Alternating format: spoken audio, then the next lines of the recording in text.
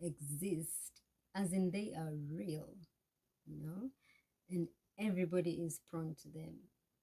There's no one who is exempted from temptations, not even an ordained man of God. He is work in progress, just like the rest of us are. As in, like, eh, eh, just because somebody has been called to ministry or to do the work of God, or like as an ordained, like God has ordained the minister, because I believe God is the one who ordains, not another human being. I'm sorry, I just, that's what I believe, and it is within your heart. So I think that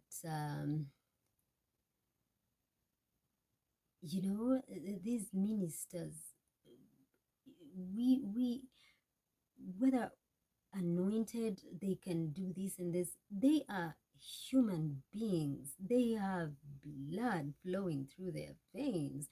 They are human and they are work in progress. If God was to ordain perfection, it would certainly wouldn't be a human being. Nobody has reached perfection, not the perfection of Jesus Christ. And he doesn't expect us. He doesn't expect us to be that, like, in just one, in a very short time. You've accepted, you're a believer, you believe in Jesus Christ and the finished works and everything, and now tomorrow you are walking Jesus Christ. Even Jesus Christ was tempted on the mountain. I mean, we all know this story. It's just that he was Jesus Christ and he had the Holy Spirit and all that, I mean, he was Jesus Christ, purity, you know. Not that we can't, but we are work in progress. It's not going to just happen like in one day or whatever. And they and bear in mind that while you are serving as a minister or whatever, the enemy is not in any way amused about you serving the Lord, as in that he wants you back down into his bondage, into his prison. So he's going to do anything. He's going to do, name it, to put you back down. He is going to present you with the biggest temptations, as in, like, he knows what your weaknesses are. This is also, something that you should consider before you judge these guys. Sorry. Yeah, so my point is really about resisting from, I mean, what our kids, they are, I mean, the older ones, the teens, they are already on social media. They are seeing these comments. What are they going to learn? We are supposed to be teaching them to be forgiving and to be friendly and compassionate and all this, and we are behaving like animals and scolding these ministers that they have seen. These kids have seen them maybe on TV and they look up to some of them. So just imagine that the disappointment. It shouldn't be that. It shouldn't be that way. You should actually put them down and actually tell them what happens. They are teens. I mean, it just confuses, like, everything for a child who is being brought up as a Christian, to see the mom's comment or the dad's comment on social media, uh, shaming a minister who they actually probably said good things about sometime. So back to my point, I think we need to change this whole concept that we have when a minister has fallen. There is going to be a many coming up, a minister of the word, a pastor, an apostle, a prophet, a reverend, a priest, a bishop, or whatever office of whatever office they fall under. We should these scandals shouldn't be, they should be the last things at least we put out there and start blogging about, you know. It's there is always I mean, these guys have blood flowing through their veins. They are work in progress. They are not perfection, but they are anointed in areas where they have been anointed to help us, while they are also in progress, like in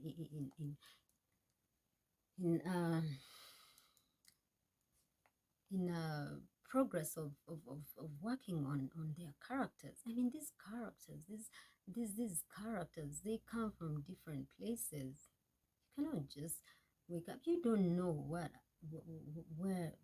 is, what spirit is working against this person. You, I mean, just I believe that just like these ministers are chosen, are called and anointed and placed in those offices, it's just the way our parents, our biological fathers are appointed by God, as in like God has given us these parents, these fathers, these husbands, these brothers. So would you like just, I mean, because it's possible, just give an example of it being your dad. As in, your dad wakes up one morning, he goes to work, you don't know what he's doing, she, in the next day, he's on the head, he's made headlines, and it's a sex scandal, and your mom is over there. Would you go and post that? As in, would you post that? Would you post that and make a funny headline when it's your dad or your husband or your brother? I mean, some of us have gone through this stuff, so it's not funny. As in, like, because this is all the same. It is somebody's father, even if it's not yours. It's somebody's dad, someone's mom. I don't know. It's just some of these things I see that we just like really are like, we stoop so low.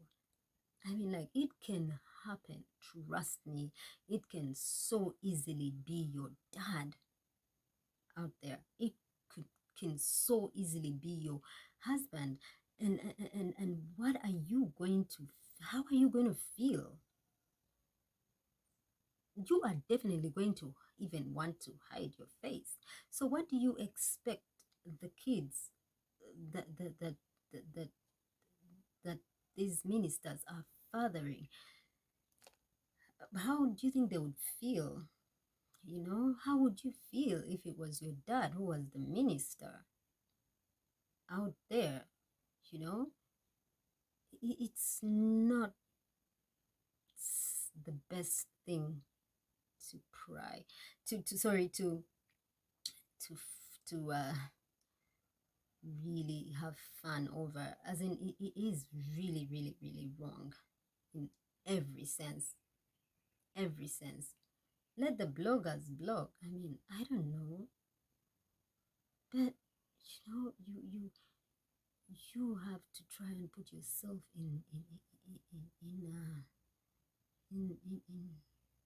positions of these people, in their shoes, because just imagine, because God has picked each and everybody's father, as in our biological fathers are picked by God. Way they are, there is no mistake. Whatever family come from, they are picked by God to teach us, to nurture, to to train us in a Christian upbringing kind of way, to tell us, to teach us about God, to educate us about all these things, you know. They are our ministers at home before, when we are young, and we haven't yet found, you know, we haven't yet gotten into that maturity of, you know, getting to understand and choose a church. That the fathers at home are everything. They are ordained by God. So just imagine, that is your, because your father is your priest, let's say, is your pastor, is your, he's a person you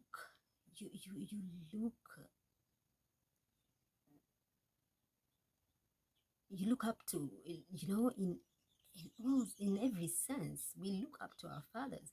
So just imagine, he is in a scandal. Are you going to post that?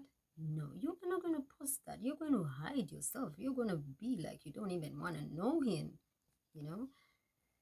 So I just think we should think before we and so fast to name and shame and whatever people like that, because I believe it is not at all our job, as in that is totally out of jurisdiction. That is God's job to counsel these ministers and their spiritual fathers, maybe, but not we. I mean, who are we to just start commenting about a scandal, a sexual scandal from a minister of God? I don't know. So it takes me back, like, from how I started, like the adulterous woman. There is so much to this story than is written. It's about forgiveness, it's about judging, it's about the law versus grace, it's about so much. As in, like, why did Jesus rescue this woman, this adulterous woman? Why do you think he did? So I'll be right back.